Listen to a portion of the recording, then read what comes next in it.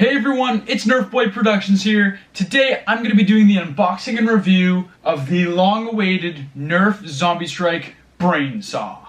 So this is the Brainsaw. It's super cool. When I first heard about it, I was like, you took a rough cut and you slapped a chainsaw on it. That's awesome. So this blaster is part of the Zombie Strike line, open face style box. It has a spinning blade on the front that you can actually pull this ripcord, and that'll get that blade spinning nice and fast. It comes with 8 elite darts, the little try me that I already demoed. The box isn't claiming any ranges or anything, but it tells you about the spinning saw blade. It also fires the darts, and it says mission, slice a path to shelter. The target is any walking zombie in an unprotected territory, and the results are no brain, no pain.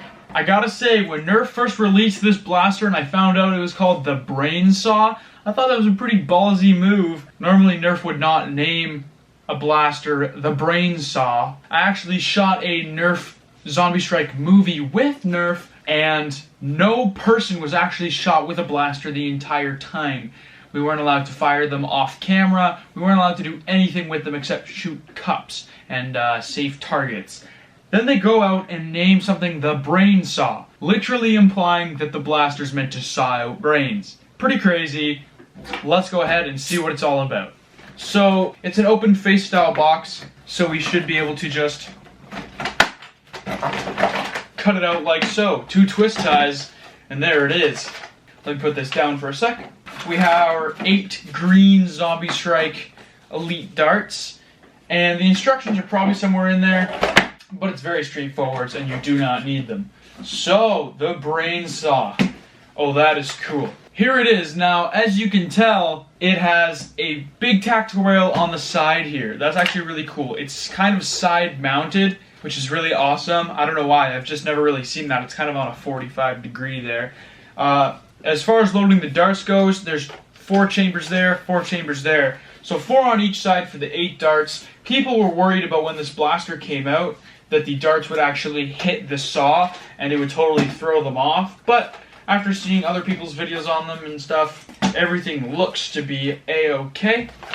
Of course, on the right side we have all the cool graphics. On the left side we don't have much. But there's this huge green piece that's coming out and holding the blade on this side. And on the left side it's actually just a big orange thing, which also has its own look, and that actually doesn't look too bad. But when you pull this ripcord, it doesn't fire darts or anything. It'll just spin the blade.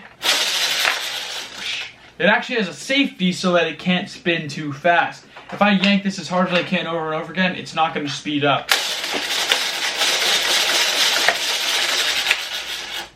It's so weird, but it's got a big safety in there. Hold on. We almost threw away something. Hold on. Almost totally missed this. I was like, why is there 2 holes in the top of the blaster? Obviously, for this. So this just pushes down and clicks in, and there, that actually feels more complete now. Now you have the whole saw blade action. That is totally cool. Just, oh man, that just took this blaster from like 0 to 100. The blaster's super light and easy to wield by this top thing. Super light, so no problems there. So like I said, features. It's got this cool handle here. It's got 1 tactical rail on the side. That looks to be about it for those. We have some built-in iron sights there. A bunch of sling points, 1 in the handle, here. That's pretty much all I would use. Ripsaw cord, and then your handle still has that Zombie Strike wrapped bandage thing, but it's got this kind of caged-in feel, which is really cool. And the priming bar is a screwdriver. I think that's totally awesome. So go ahead and fire. It's going to fire 1 dart at a time. And it looks like it's alternating sides. So one time, it's going to go from one side. The next one will go from the other. This blaster also has slam fire, which means you can pull down the trigger, and every time you pump, it'll fire. In blasters like this, I'm not a big fan of using slam fire. I think I can normally fire faster just single shots. But it's nice to have that feature. Overall, I mean, the blaster fires really well. It's got the same ranges as a rough cut, with a little added bonus. In fact, the rough cut may actually have a little bit of Yeah, the rough cut is much more powerful, like much powerful. So the rough cut's cheaper and shoots way harder. Now the thing is, the rough cut's really prone to jamming. The darts always pop out and stuff, and it jams a lot. This one doesn't have those problems, but it definitely doesn't have the ranges, and it costs more. You want this elite version of the shotgun, a little slimmed down. It's smaller, it packs a bigger punch. Or do you want the all-out, bigger, less effective gun, but it also has the saw blade for melee? I don't know if an HVZ game or any type of game that allows melee would ever allow this to actually be used for that function, but it's cool that it's there. So I personally still think I would get the rough cut because it's cheaper and the saw blade's really cool.